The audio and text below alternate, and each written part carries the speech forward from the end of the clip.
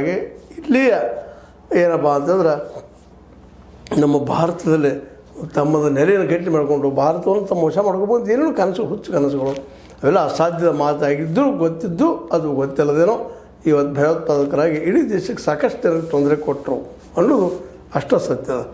ಈ ಒಂದು ಇದರಲ್ಲಿ 9 ಜನರ ಆರೋಪಗಳಿದ್ದಾವೆ.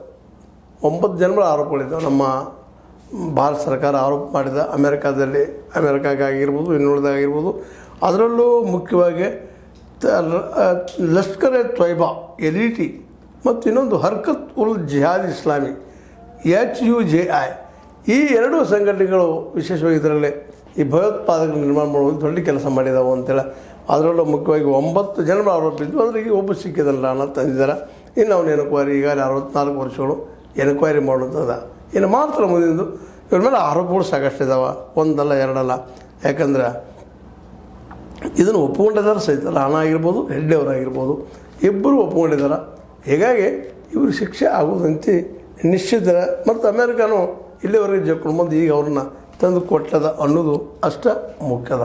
ಆದರೆ ಕೊನೆಗೆ ಹೋಗಿ ಕೊಟ್ಟರಲ್ಲ ಇವರನ್ನು ಮಸ್ತಕ್ಕೆ ಅನ್ನುವಂಥದ್ದು ಸಮಾಧಾನ. ಆದರೂ 16 ವರ್ಷಗಳನ್ನು ತೆಗೆದುಕೊಂಡಿದ್ದು ಮಾತ್ರ ದೀರ್ಘಾವಧಿ ಅಂತ ಹೇಳಬೇಕಾಗಿದೆ. ಅದೇನೂ ಇರಲಿ. ಅದ್ರ ಜೊತೆಗೆ ಇನ್ನೊಂದಿಷ್ಟು ಏನಪ್ಪ ಅಂದ್ರೆ ಉಳಿದ 8 ಜನ ಸಿಗ್ಬೋದಾ ಅಂತೇಳಿ. ಆ 9 ಜನ ಯಾರ್ಯಾರು ಅನ್ನೋದನ್ನು ನೋಡಿದಾಗ ಹಫೀಜ್ ಅಹಮದ್ ಸಯೀದ್ ಅಲಿಯಾಸ್ ತಯ್ಯಾಜಿ LET ಮುಖ್ಯಸ್ಥ ಹಫೀಜ್ ಅನ್ನುವಂಥ ವ್ಯಕ್ತಿ ಮೊದಲನೇದವನು, ಇವನ ಮೇಲೆ ಆರೋಪ ಅದ. ಎರಡನೇದಾಗಿ ಏನಪ್ಪ ಅಂತಂದ್ರೆ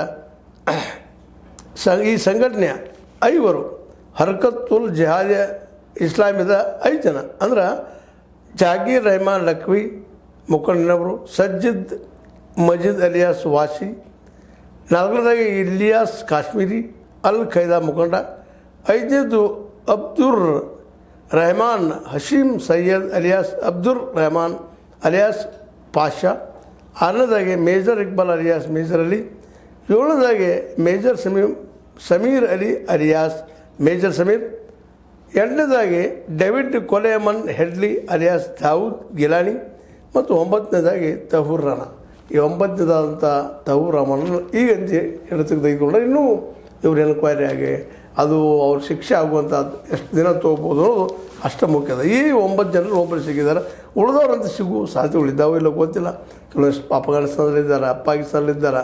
ಆ ದೇಶಗಳ ಜೊತೆಗೆ ಹೋಗಿ ಕೆಲವೊಂದಿಷ್ಟು ಒಪ್ಪಂದ